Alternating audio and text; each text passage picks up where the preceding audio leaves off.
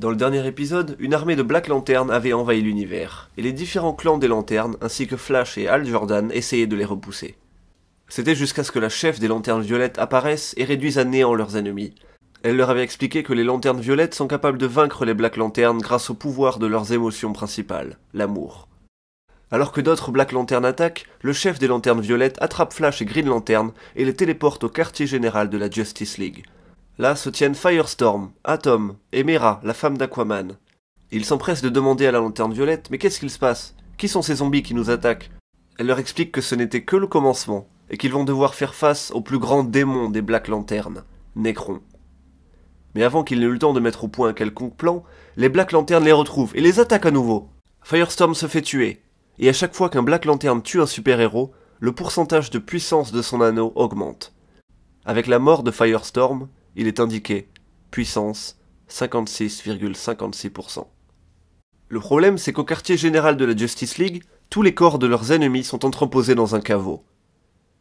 Les Black Lanterns ne mettent pas longtemps à les trouver, et tout d'un coup, tous les ennemis de la Justice League depuis sa création reviennent d'entre les morts sous la forme de Black Lantern.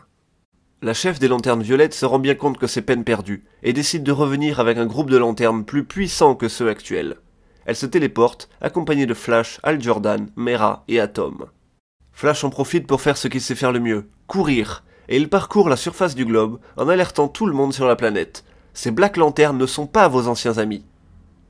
Et c'est à ce moment-là que l'anneau des Black Lanterns affiche puissance 100%.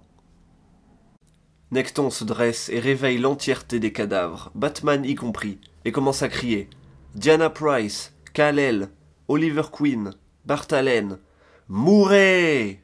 Il leur explique que tous ces super-héros sont morts plusieurs fois et sont toujours revenus à la vie. Ils doivent maintenant accepter la mort.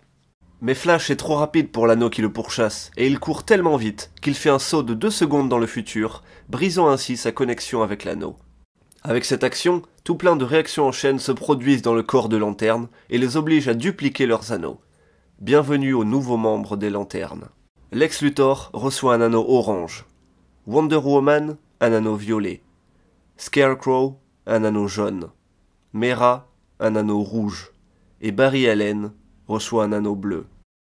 Mais malgré leur extraordinaire pouvoir, ils sont toujours incapables de vaincre Nekron, qui arrache le cœur d'un gardien de l'univers et le jette sur le sol.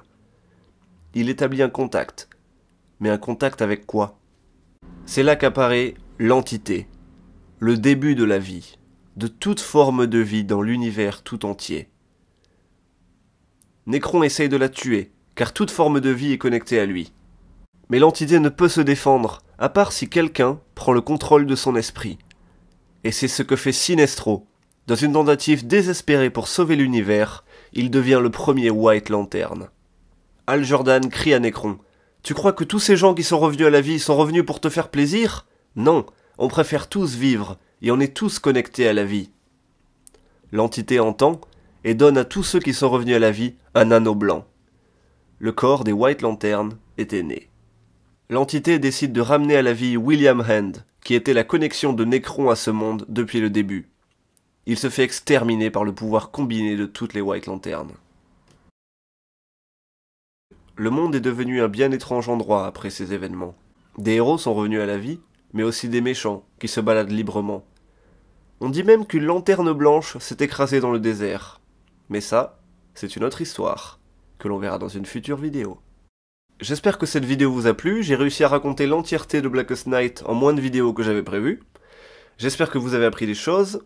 Vous pouvez vous abonner à la chaîne YouTube et me suivre sur Twitter, Flash Theory. Je tiens aussi à remercier tous ceux qui postent des commentaires sur YouTube en me disant de continuer, qu'ils adorent mes vidéos, ça me fait énormément plaisir, et ça me donne du courage pour vous faire de meilleures vidéos au fur et à mesure. Merci à vous.